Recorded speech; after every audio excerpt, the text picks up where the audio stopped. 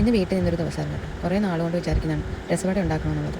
ആഗ്രഹം തോന്നിയ ഉടനെ ഓടി എത്തിയത് അടുക്കളയിലായിരുന്നു. പരിപ്പിൻ്റെ ഡപ്പി തുറന്ന് നോക്കിയപ്പോൾ ഇല്ലാഴികയൊന്നും വന്നില്ല. നമുക്ക് ഉണ്ടാക്കാനുള്ള പരിപ്പുണ്ടായിരുന്നു. 2 സവാള, ഒരു 4-5 പച്ചമുളകും, ഒരു കഷ്ണം ഇഞ്ചിയും കറിവേപ്പില എല്ലാം കൂടെ ചെറുതായിട്ട് അരിഞ്ഞെടുത്ത് മാറ്റി വെച്ചു. ഇനി പരിപ്പ് വെള്ളത്തിലിട്ട് കുതിരാനൊന്നും നിന്നില്ല. ഞാൻ നേരെ എടുത്ത് പരിപ്പ് നല്ലപോലെ കഴുകി ആവിയിൽ വെച്ചങ്ങ് വേവിച്ചു. ഈ കാണുന്നത് വേവിച്ച് വെച്ച പരിപ്പാട്ടോ.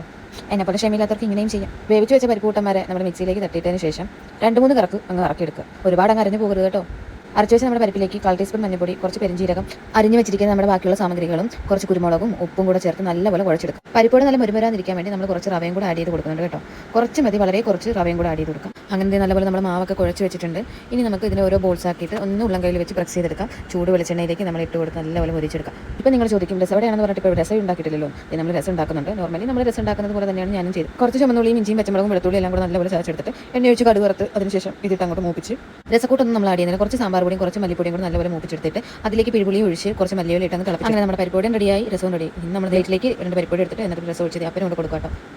ഞാൻ പുറത്തുനിന്ന് കഴിച്ചിട്ടുള്ളതേ ഉള്ളൂ. ഞാൻ ഇന്നൊരു ഉണ്ടാക്കിയിട്ടില്ല. എനിക്ക് ഇതിൻ്റെ കൂട്ടുകളൊന്നും അറിയത്തില്ല. പക്ഷേ എൻ്റെ ഒരു ഐഡിയയിൽ ഞാൻ ചെയ്തത് കേട്ടോ. വീട്ടിൽ നിൽക്കുന്ന ദിവസങ്ങളിൽ എന്തെങ്കിലും സ്പെഷ്യലായിട്ട് ഉണ്ടാക്കി അപ്പനും അമ്മയ്ക്കൊക്കെ കൊടുക്കുക എൻ്റെ ഒരു വലിയൊരു ഹോബി കേട്ടോ. അപ്പോൾ നല്ല ചൂട് കട്ടൻ ചായയും രസവടയായിട്ട് അപ്പനും അമ്മയ്ക്കും ചമ്മയ്ക്കും ഒക്കെ ഞാൻ കൊടുത്തിട്ടുണ്ട്. എല്ലാവരും റിയാക്ഷൻ കണ്ടല്ലോ. നിങ്ങൾക്ക് ഇഷ്ടമെങ്കിൽ തീർച്ചയായിട്ടും വീട്ടിൽ ഒന്ന് ട്രൈ ചെയ്ത് നോക്കണേ. അതുപോലെ എന്തെങ്കിലും റെസിപ്പീസ് ഉണ്ടെങ്കിൽ തീർച്ചയായിട്ടും കമൻറ്റ് ചെയ്ത് അറിയിക്കണേ.